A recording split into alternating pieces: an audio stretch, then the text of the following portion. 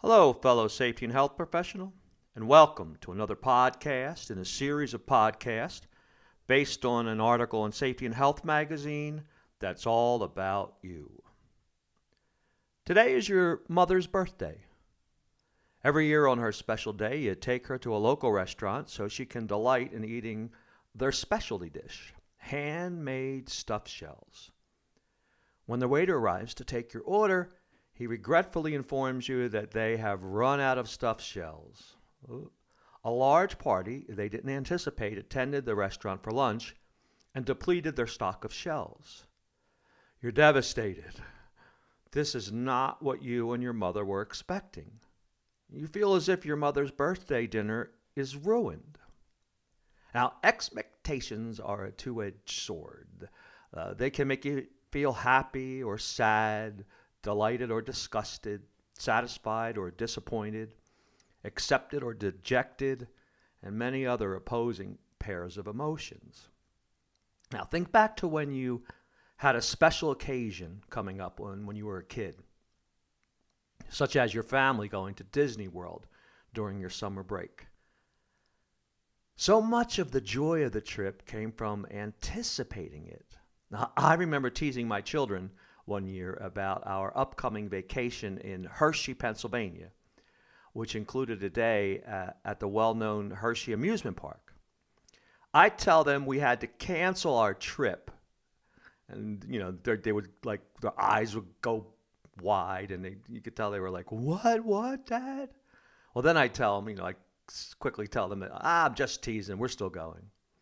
Their anticipation for that trip, I still remember to this day, and it was several years ago, was just soaring. So you shouldn't avoid expectations. They're vital, and there's some real positive things to expectations, but they can also cause us to be miserable and not enjoy life as much as we can.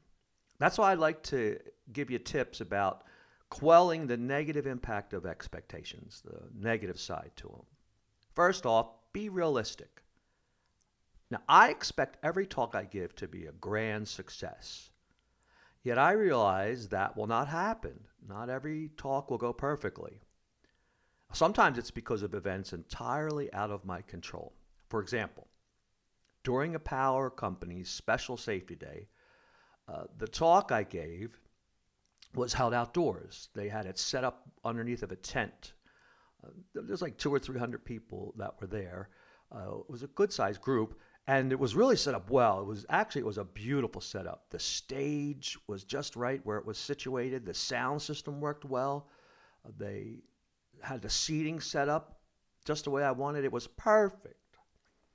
Everything was so excellent that thousands of local tiger mosquitoes, and tiger mosquitoes are the type that come out during the day and don't care about the sun, they also decided to attend.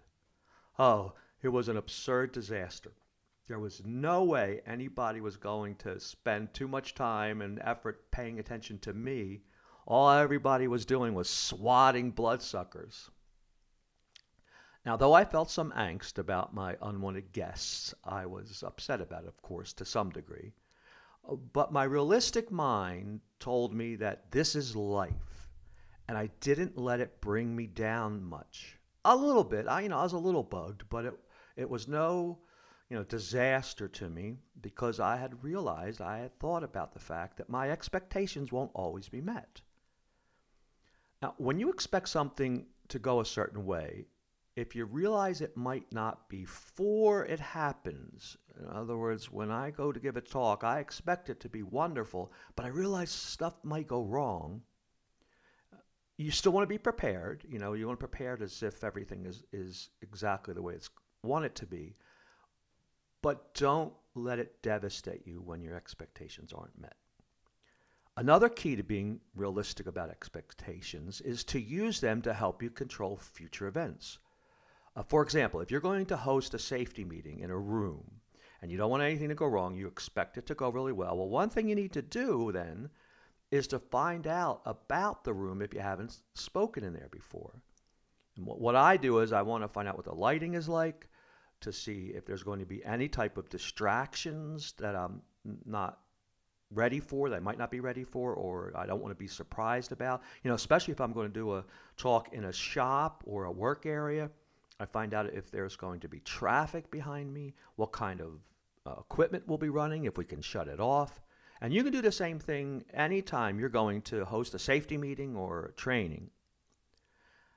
Here's something else you can do that will make it so the expectations don't spoil your enjoyment of life, and that is to enjoy what does happen.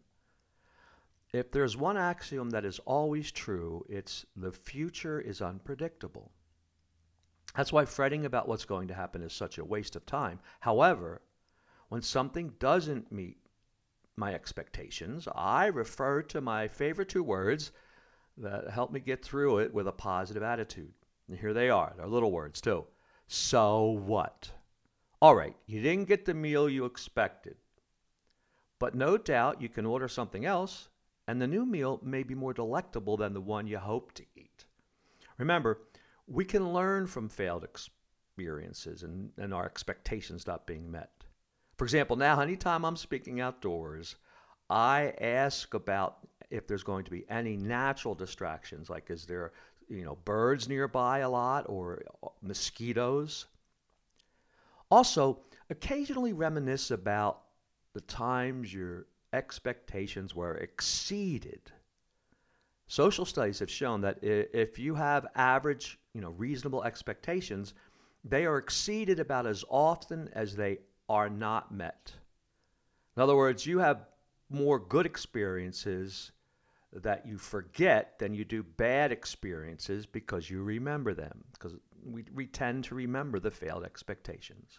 And also remember this: even when she can't have her favorite stuffed shells, your mother still loves you.